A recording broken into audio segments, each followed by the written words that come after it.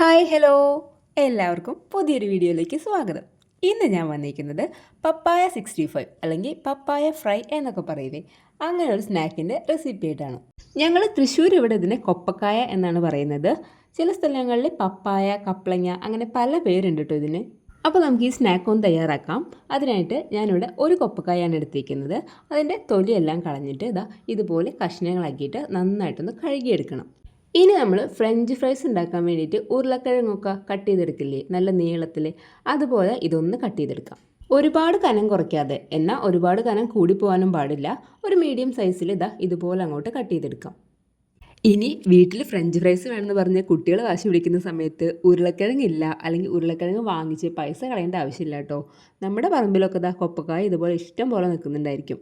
അതിൽ നിന്ന് ഒരു കൊപ്പക്കായ പൊടിച്ചത് ഇതുപോലെ അങ്ങോട്ട് തയ്യാറാക്കി കൊടുത്താൽ കുട്ടികൾക്ക് എന്തായാലും ഇഷ്ടപ്പെടും.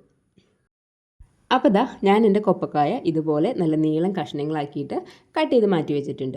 ഇനി നമുക്ക് ഇത് ചെറുതായിട്ടൊന്ന് വേവിച്ചെടുക്കണം. അതിനായിട്ട് ഞാനൊരു പാത്രത്തിൽ ഇവിടെ 2 കപ്പ് വെള്ളം ഒഴിച്ചു കൊടുക്കുന്നുണ്ട്. നിങ്ങൾക്ക് എത്രത്തോളം കൊപ്പക്കായയുടെ കഷ്ണങ്ങളുണ്ടോ അത് വേവാൻ ആവശ്യമായിട്ടുള്ള വെള്ളം ഒഴിച്ചു കൊടുക്കുക. ഇനി നമുക്കതിലേക്ക് ഒരു 2 ടേബിൾ സ്പൂൺ മഞ്ഞൾപ്പൊടിയും കൂടെ ചേർത്ത് കൊടുക്കാം. എന്നിട്ട് നമ്മൾ നേരത്തെ കട്ട് ചെയ്ത് വെച്ചിരിക്കുന്ന നമ്മുടെ കൊപ്പക്കായയുടെ കഷ്ണങ്ങൾ മൊത്തമായിട്ട് ഇതുപോലെ ഈ വെള്ളത്തിലേക്ക് അങ്ങോട്ട് ഇട്ട് കൊടുക്കാം. കട്ട് ചെയ്ത പീസുകളെല്ലാതും ഈ വെള്ളത്തിലേക്ക് ചേർത്ത് കഴിഞ്ഞാൽ ഇനി നമുക്ക് സ്റ്റവ് ഓൺ ചെയ്യാം. സ്റ്റവ് ഓൺ ചെയ്തിട്ട് ഈ പാത്രം നമുക്ക് അങ്ങോട്ട് വെച്ച് കൊടുക്കാം. കുറച്ച് ഉപ്പും കൂടെ നമുക്ക് ചേർത്ത് കൊടുക്കാം. ഫ്രൈ ചെയ്യുന്ന സമയത്ത് നമ്മൾ ഉപ്പ് ആഡ് ചെയ്യുമ്പോൾ ഇതിലേക്ക് അത് പിടിക്കില്ല. അപ്പോൾ നമുക്ക് ആവശ്യത്തിനുള്ള ഉപ്പ് ഇപ്പോൾ ചേർത്ത് കൊടുക്കാം. ഒരുപാട് കൊപ്പക്കായ അങ്ങോട്ട് വെന്ത് പോകേണ്ട ആവശ്യമൊന്നുമില്ല. നമുക്കിത് ജസ്റ്റ് ഒന്ന് ഈ വെള്ളം ഒന്ന് ചൂടായിട്ട് വരുമ്പോൾ ഒരു 2 മിനിറ്റോളം വെച്ച് കഴിഞ്ഞാൽ ചെറുതായിട്ടൊന്ന് വെന്ത് കിട്ടും. അത്രയും വെന്താൽ മതി. അത് കഴിഞ്ഞ് കഴിഞ്ഞാൽ നമുക്ക് സ്റ്റവ് ഓഫ് ചെയ്യാം. സ്റ്റവ് ഓഫ് ചെയ്യുന്ന സമയത്ത് നമ്മുടെ തൊട്ടപ്പുറത്ത് ഒരു പാത്രം വെച്ചിട്ടുണ്ടായിരിക്കണം. എത്രയും പെട്ടെന്ന് ഈ ചൂടുവെള്ളത്തിൽ നിന്നും ഈ കൊപ്പക്കായുടെ കഷ്ണങ്ങൾ നമ്മൾ വേറൊരു പാത്രത്തിലേക്ക് മാറ്റി കൊടുക്കാം.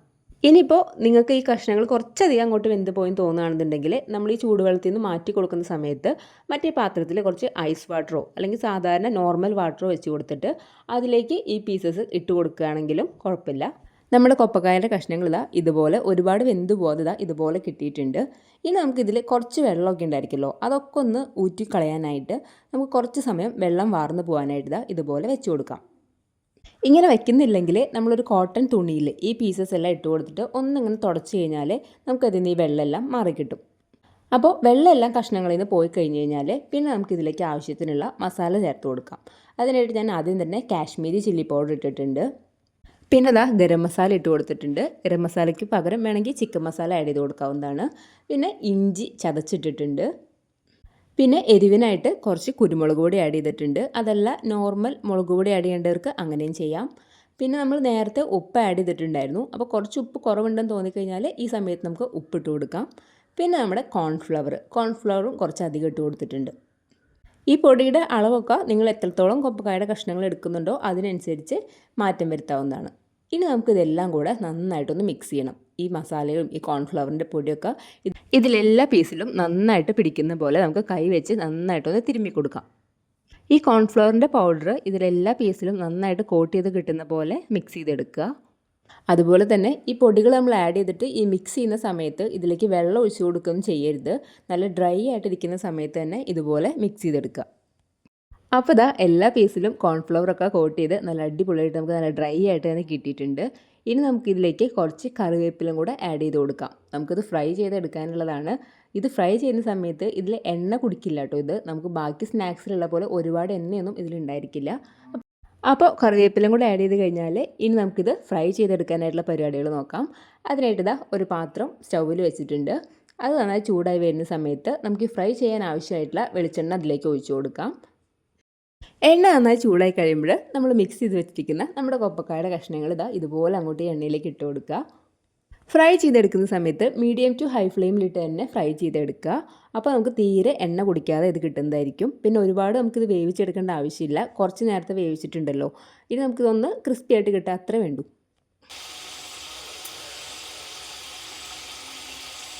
എണ്ണയിലിട്ട് കൊടുത്ത് അപ്പം തന്നെ അത് അങ്ങോട്ട് ഇളക്കി കൊടുക്കരുത്. അതുമൊത്തം മസാലയൊക്കെ വിട്ടുപോകും. ഒരു മിനിറ്റൊക്കെ കഴിഞ്ഞതിന് ശേഷം മാത്രം ഇതുപോലെ നമുക്കൊരു സ്പൂൺ വെച്ചിട്ട് ഇളക്കി കൊടുക്കാം.